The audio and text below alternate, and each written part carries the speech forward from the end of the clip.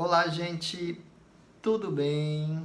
Eu desejo que este vídeo alcance vocês com muita saúde, com muita alegria e espero que logo logo estejamos juntos, tá bom? Saudades de vocês, beleza?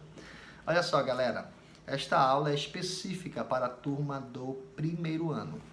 Vamos pegar o nosso livro e vamos abri-lo na página 147. 147, beleza? O nosso assunto é este aqui: linguagem verbal e linguagem não verbal. Galera, olha só. A primeira coisa é observarmos o que é linguagem. Então, pegue um papel, pegue uma caneta e escreva aí o que é linguagem. E em seguida você conceitua que linguagem é o meio pelo qual os seres humanos se comunicam. A linguagem é o meio pelo qual os seres humanos se comunicam. E a maioria dos teólogos acreditam que a linguagem é hereditária, que a linguagem é inata. Logo, o ser humano nasce com a capacidade de utilizar a linguagem.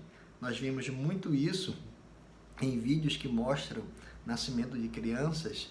Parece que as crianças, quando nascem, elas já realizam algum gesto, alguma ação que demonstra como se elas soubessem de fato quem é o pai, quem é a mãe. Isso de alguma forma vai mostrando que o ser humano nasce com a capacidade de usar a linguagem. Primeira observação: a linguagem, ela tem como objetivo expressar o pensamento. Quando nós usamos a linguagem, nós estamos expressando aquilo que pensamos. Quem pensa muita coisa boa, expressa muita coisa boa. Quem pensa muita bobagem, expressa muita bobagem. O certo é que nós expressamos o nosso pensamento por meio da linguagem. Segunda observação, gente, é que a linguagem tem também como objetivo promover a interação. Quem usa a linguagem não tem o fito de comunicar-se consigo próprio. Não. Quem usa a linguagem quer alcançar alguém. Eu estou aqui usando a linguagem, eu quero alcançar a mente, quero alcançar o coração de vocês. Eu quero promover a interação entre nós. Uma vez que o pensamento foi expressado e que a interação foi alcançada, nós realizamos o que chamamos de comunicação por meio da linguagem, beleza? Isso posto, gente, a gente precisa compreender também que essa linguagem que é hereditária, que essa linguagem que representa o expressar do pensamento e a promoção da interação, ela se divide. A primeira divisão da linguagem é a linguagem verbal. A linguagem verbal é aquela que é manifestada por intermédio das palavras. Essas palavras podem ser tanto escritas quanto palavras faladas, beleza? Aqui eu estou usando primordialmente as palavras faladas, mas também temos palavras escritas, né, impressas aqui no nosso livro. Mas o certo é que se eu falo ou se eu escrevo, se eu uso palavras, eu estou fazendo uso da linguagem verbal. Aqui na página 147, tem um textinho bem aqui, ó. O nome do texto é O quê? Beleza? Olha só o que esse texto diz. Esse texto diz: quem ouve tocadores de MP3 5 horas por semana pode estar danificando a sua audição. É o que constatou uma equipe do Comitê de Ciência da União Europeia. Olha só, nessa informação há apenas palavras escritas, palavras digitadas. O certo é que há apenas palavras. O que é isso aqui? Isso aqui é a manifestação da linguagem verbal, primeira divisão. Segunda divisão da linguagem é a linguagem não verbal. Se entendemos que a linguagem verbal é uma linguagem que usa palavras escritas e faladas, a linguagem não verbal, ela vai fazer o quê? Ela vai, de certa forma, neutralizar isso, ou seja, vai neutralizar as palavras escritas e faladas. Logo, eu entendo que a linguagem verbal ela é manifestada por meio de gestos, por meio de símbolos, por meio de imagens. Agora não há mais palavras. E a gente pode ver essa manifestação de muitas formas. Um grande exemplo, gente, é a linguagem corporal. Uma vez eu estava estudando sobre esse assunto e eu vi um livro no qual havia uma moça se beijando com o rapaz e a moça pegava na cintura do rapaz, pegava na nuca do rapaz e aproximava ele do corpo dela no momento do beijo. Eu entendo que nesse momento ela estava usando a linguagem não verbal, ela estava mandando uma mensagem. Sabe qual era a mensagem? Que ela estava gostando daquilo que estava acontecendo. Mas também essa linguagem se manifesta por outras formas. Nós vemos muito isso nos quadrinhos. Na mesma página, olha só, bem aqui tem um quadrinho, beleza? Consegue ver o quadrinho? Você tem aí na sua casa, né? Olha só como esse quadrinho é configurado. Existe uma plateia, existe um palanque e existe alguém que está discursando para essa plateia. Beleza? Ele começa dessa forma. Sobre essa plateia, existe balões pequenos. Sobre os balões pequenos, há um balão grande. Tanto nos balões pequenos quanto no balão grande, existem linhas retas. Essas linhas retas representam o pensamento de todos aqueles personagens. Balões pequenos, cada um tendo um pensamento, linhas retas. E no balão grande, o mesmo pensamento, as mesmas linhas retas. Significa dizer o quê? Que mesmo aquelas pessoas sendo indivíduos singulares, elas pensavam todas a mesma coisa. Só que depois aparece um cidadão que vai discursar para essa plateia. E enquanto essa plateia tem pensamentos representados por linhas retas, esse cidadão ele tem pensamentos representados por imagens geométricas, por linhas que vão de cima a baixo, de baixo a cima. E o interessante é que nesse quadrinho aqui, ó, no terceiro, tem um balão grande, nesse balão há linhas retas, dentro desse balão grande há um balão menor.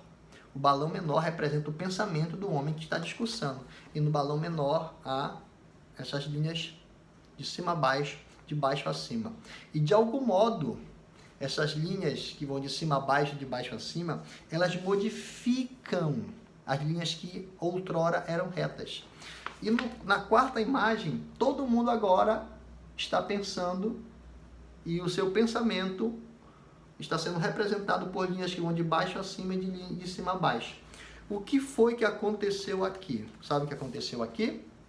O homem que estava discursando conseguiu influenciar o pensamento daquelas pessoas que estavam o ouvindo. Ou que estavam ouvindo-o. Tanto faz. Bora lá. Não é o que está em questão. Só que no último quadrinho, gente, há uma outra coisa.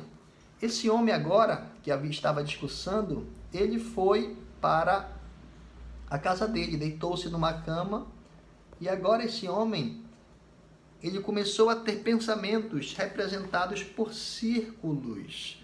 Qual é a mensagem que é aqui, por meio dessa linguagem não verbal? É que esse homem agora está tendo novas ideias. Olha só, tá vendo só? Aqui não há uma palavra, mas mesmo não havendo nenhuma palavra sequer, ainda assim a gente pode entender uma mensagem por meio da linguagem não verbal.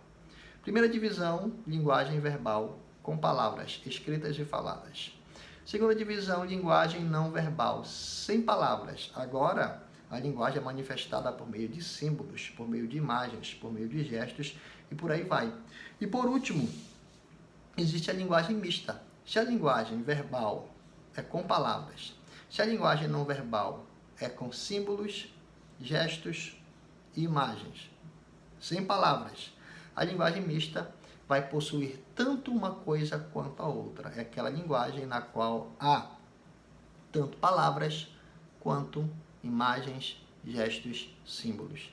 Este vídeo aqui, embora ele seja prioritariamente apresentado por linguagem verbal, aqui também a linguagem não verbal, porque eu mexo minha mão, eu mexo a minha boca e por aí vai. De alguma forma estou mandando alguma mensagem para você, por meio das minhas mãos, dos meus gestos, por meio das minhas caras e bocas. Ou seja, nós temos uma linguagem mista. Olha só, para esse último quadrinho aqui, ó. Para o último quadrinho.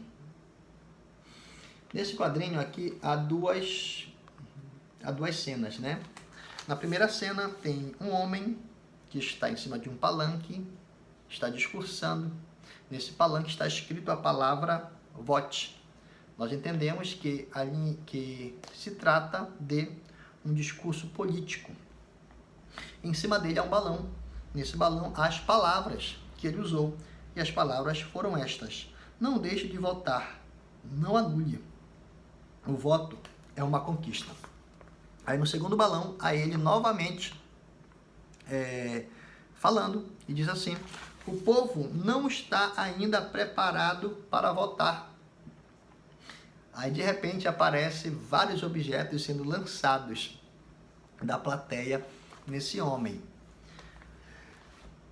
A linguagem verbal me faz entender que esse homem está discursando para uma plateia que não está preparada para votar. A linguagem não verbal me faz entender que esse homem foi infeliz no seu discurso, ele ofendeu a plateia, e a plateia manifestou essa ofensa, manifestou esse desconforto, lançando sobre ele objetos, frutas e uma porção de coisas. Aqui nós vemos a linguagem mista, aqui a gente consegue se comunicar, que a gente consegue receber uma mensagem, tanto por meio de palavras, quanto por meio de imagens e símbolos. E é exatamente a respeito disso que nós vamos estudar, ou continuar estudando, nas próximas páginas do nosso livro. Nós temos aqui um exercício, que eu quero que você aproveite este momento agora para responder este exercício que está em minhas mãos, e logo em seguida a gente marca uma videoconferência pelo Zoom para nós discutirmos um pouquinho a respeito deste exercício, tá bom? Fiquem bem, até mais, até a próxima aula.